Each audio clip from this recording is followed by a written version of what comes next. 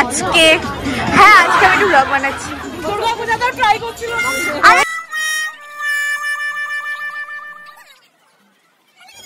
নমস্কার সবাইকে, চলে এসেছি নতুন একটা ব্লগ নিয়ে। হ্যাঁ, আজ আমি অনেকদিন বাদে ব্লগ করছি, তার কারণ আমি উত্তরবঙ্গের সবচেয়ে বিখ্যাত এবং সবচেয়ে বড় মেলা কোচবিহারের রাসমেলাতে আজকে ঘুরতে এসেছি এবং আপনাদের সাথে শেয়ার করবো না সেটা কি কখনো হয়। আপনারা সঙ্গে থাকুন, দেখতে থাকুন।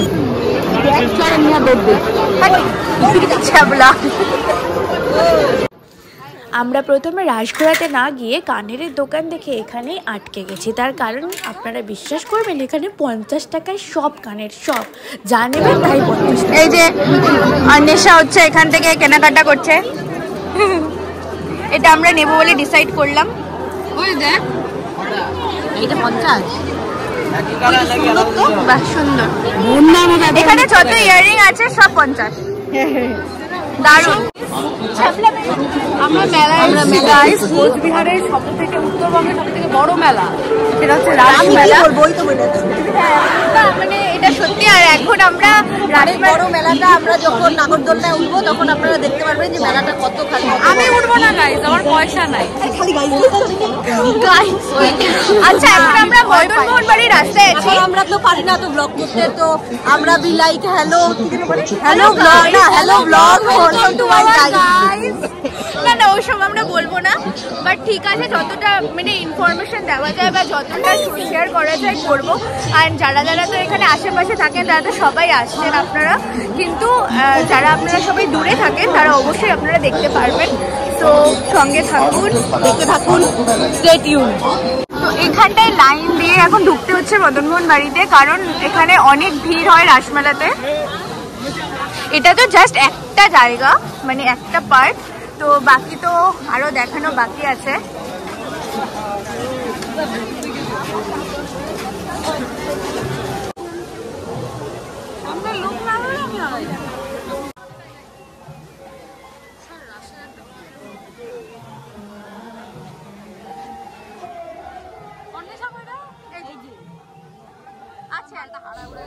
আসুন, মেলায় ঢুকতে ঢুকতে আমরা কোচবিহারের এই রাসমেলার একটি ছোট্ট ইতিহাস জেনে নিই। হ্যাঁ, এটি আমাদের কোচবিহারের সবচেয়ে ঐতিহ্যবাহী উৎসবের মধ্যে এক নম্বর এবং এই মেলাটি প্রত্যেক বছর কার্তিক মাসের যে পূর্ণিমা হয় সেই পূর্ণিমা থেকে শুরু হয়, প্রায় 20-25 দিন পর্যন্ত চলে। এই মেলার ইতিহাস প্রায় 250 বছরের পুরনো। আপনারা তো সবাই জানেন আমাদের কোচবিহার রাজার শহর, হেরিটেজ সিটি। মহারাজা হরেন্দ্রনারায়ণের রাজত্বকালে 1783 থেকে 1839 খ্রিস্টাব্দে এই মেলার সূচনা হয়। প্রথমে এই মেলা অনুষ্ঠিত হতো ভ্যাটাগুড়ি বলে একটা জায়গায়।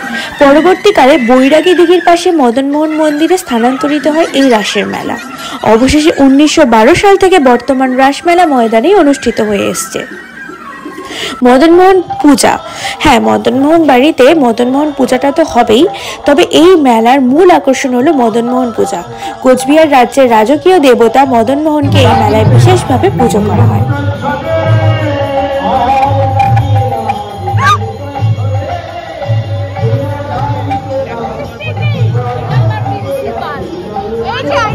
বিশেষ আকর্ষণ, বিশেষ আকর্ষণ। আর আরেকটি বিশেষ আকর্ষণ যে প্রথমে ঢুকতেই রাসচক্র দেখালাম, সেটি হলো একটা বিশাল কাঠামো যা কাগজ আর বাঁশ দিয়ে তৈরি হয় এবং সুন্দরভাবে সেটাকে সাজানো হয়। মেলায় নানান ধরনের সাংস্কৃতিক অনুষ্ঠান, নাটক, গান, বাজনা, নাচ সব কিছু হয় এবং এই মেলায় আমাদের গোটা কোচবিহারবাসীর যারা জীবিকা নির্বাহ করে তাদের সবার একদম গোল্ডেন পিরিয়ড চলে।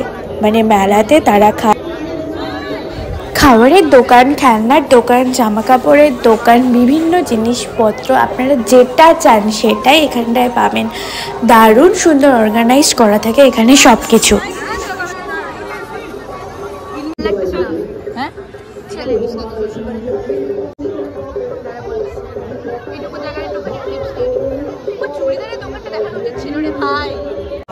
পাঞ্জাবিদের একটা চুড়িদারের দোকান আছে।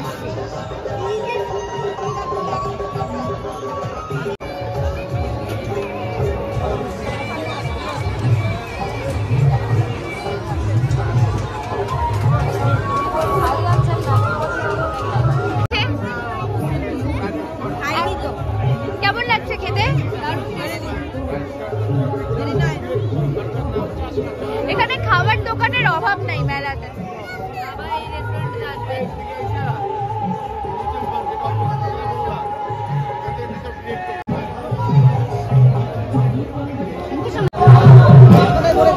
কেমন বল?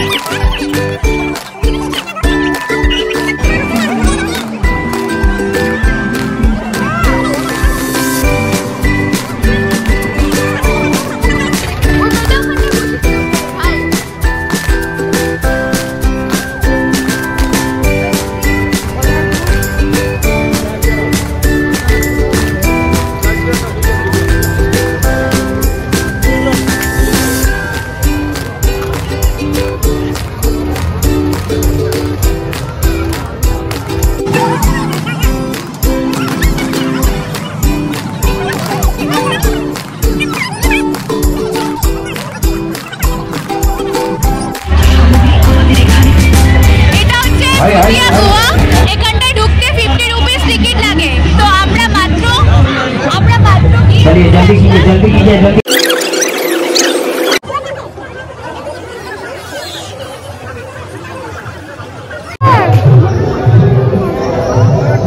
কি অর্ডার করলি? পোলাও আর মাংস। আচ্ছা ফাইনালি দিয়ে দিয়েছে? না রে দেয়নি রে।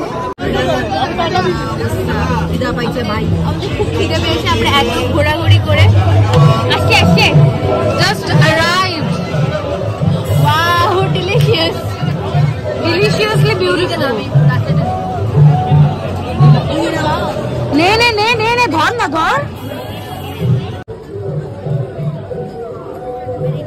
দিয়েছে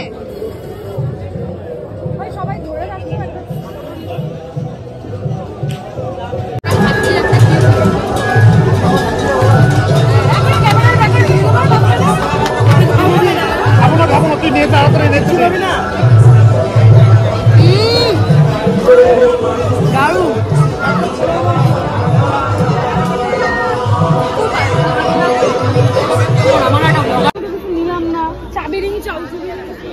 চাবি রিং রে।